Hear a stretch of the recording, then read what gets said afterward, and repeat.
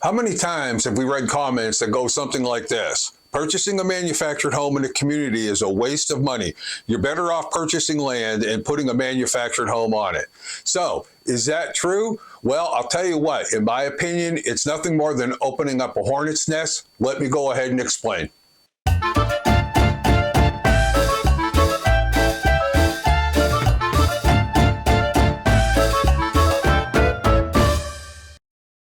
Hi there, everybody. It's Roy and Lily from 4-Star Homes, and no Lily today. Lily's out doing a project. My birthday's coming up in a few days, and Lily has been working on something very special for me. My birthday gift. Hi, everybody. So you can see she's pretty much tied up right now. Now, most of you probably noticed this is a topic that I've never covered before, and there's a reason for it, and let me explain it to you. If you're looking to purchase land to put a manufactured home on, well, that kind of project really is going to appeal to a younger audience that have very, very deep pockets and a lot of disposable cash. This is not something that I would recommend to senior citizens, and as you watch the video, you're going to find out why. So let's go ahead and pretend that this is a project that you might be interested in doing, and let's start from the very beginning. You've probably already started doing your research and taking a look at different floor plans, getting pricing, and heck, you might have even spent some time with a new home dealer just working out some of the details. But before you can go ahead and order your new home, you have to decide exactly where you want to put it. When looking at property inside a town, zoning may show the property as residential, but most likely not zoned for manufactured homes. Now, you can go through the red tape and frustration of trying to have the zoning changed, but most likely that will fail. Typically, this forces buyers to look for property outside of town. So what's wrong with that? Not only is country property cheaper, but just imagine, no neighbors, no HOAs, deer and other natural wildlife making their way through your yard, just absolute peace and quiet to do whatever you feel like. Sounds like the perfect scenario to put your brand new manufactured home. However, there is one catch. Just to give you an idea of how many lots are for sale, I just took a big piece here out of Central Florida, and each of these little red dots that you see here on the map represent a piece of land that's for sale. And as you can see, there's land for sale everywhere in all different price ranges. But here's the two words that you have to watch for on every one of these listings. So anytime that you're taking a look at a piece of property, the two words are unimproved land. And what does that mean? It means it's a piece of property that has absolutely no utilities, and everybody, this is where the fun begins. Be prepared to pay cash for whatever parcel of land you choose, plus all the other expenses that go along with it. Now you might be thinking, oh, I'll just take out a mortgage on it. Well, you could, but it won't be a mortgage like VA or FHA.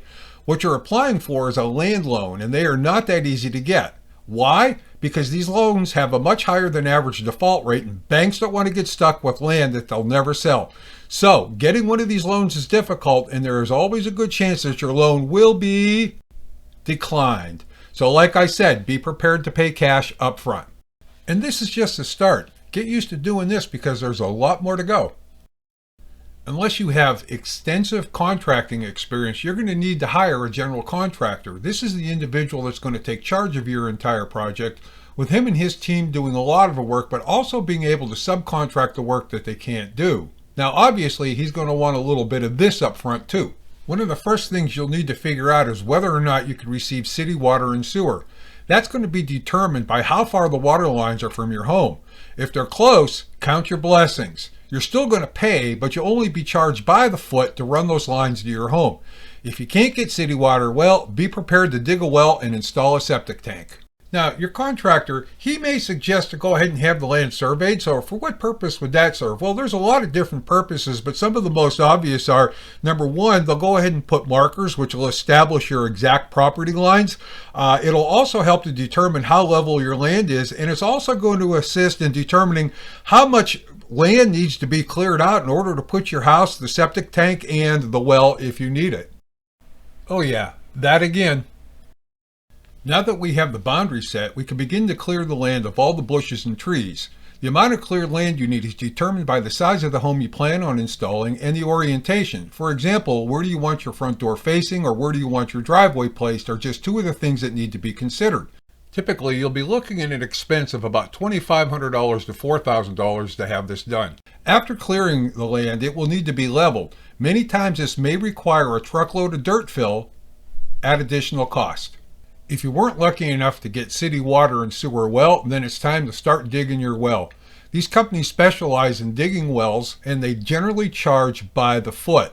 And if you're thinking, well, how far do they have to go? Well, typically they'll end up going anywhere between 200 to 300 feet before hitting water.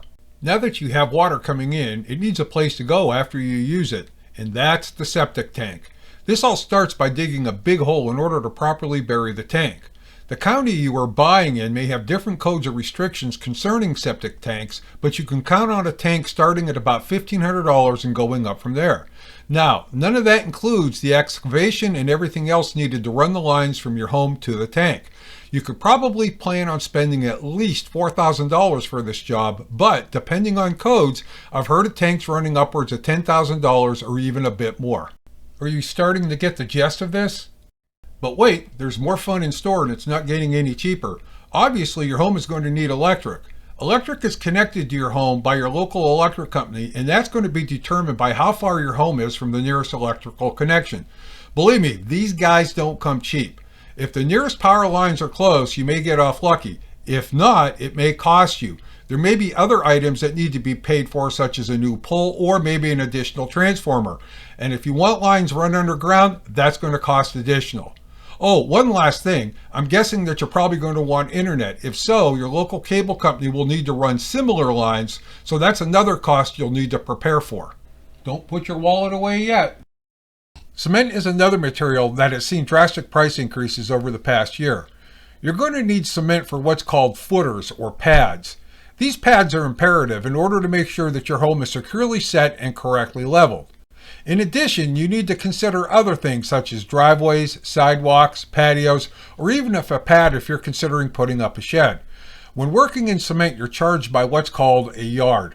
So what's a yard in cement language? Well, if you were to lay cement 5 inches deep, a yard will cover about 80 square feet. So you could expect to pay anywhere between $143 to $167 per yard. A lot of what you're charged is going to be dependent on how far one of those big cement trucks has to travel to get to your home. Now guys, typically that's just for the price of the cement.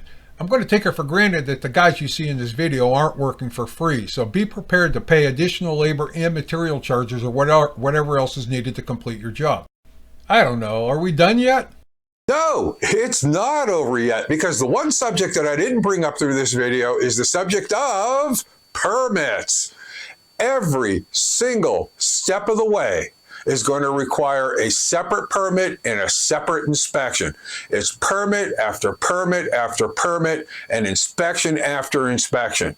Now, how much are these permits going to cost? That's something I can't tell you. It's going to depend on the county that you're purchasing in. Okay, so I've heard of permits being ridiculously low as $5, but I've also heard of payments being ridiculously high as $500. But regardless of the cost, you're going to have to get permits for every single thing you do. All right, so let's go ahead and just give a quick review of some of the costs that you're going to be looking at. The first cost you're going to have is going to be the cost of the new home that you're considering purchasing. Then you're going to have the cost and closing fees on the land that you decided to buy.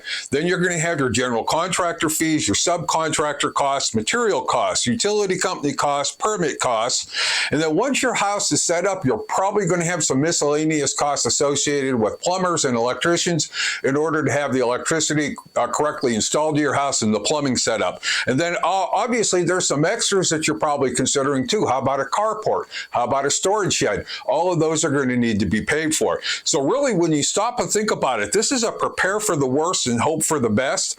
Some things that you could expect as you're doing this: weather delays, permit delays, subcontractor delays, delays caused by material shortages, failed inspections. Those are just to name a few. Now, if you guys have been following Lily and I for a while, you can see this does not follow the theme that Lily and I present to senior citizens, which is affordable retirement, okay, here in the state of Florida. To me, this is not affordable. This is something that will just nickel and dime you to death. And I'm not saying, it can't be done, but this is not something that we would ever recommend to a senior citizen in doing on their own. We can continue to talk about this in more detail, but I'm not. Like I said at the beginning of the video, this is a video that I didn't want to make, but obviously when you get forced into a corner by the naysayers or like Lily likes to say, the armchair specialists who seem to know more about this than what the rest of us do, okay? You know, I had to go ahead and do this. And I wanted to keep this video as short as I possibly could. So I just tried to bring out all the different points that I was able to find out. Obviously, you know, if you have other comments or if you have a better idea, you know, put them in the comment section. Let me know what you think about this, okay? But, you know, again, in my opinion, this is not the most affordable way to retire to Florida. It's probably one of the most difficult ways to retire to Florida. And at this point, I'm just going to put this subject to rest. Thank you very much, everybody. See you later.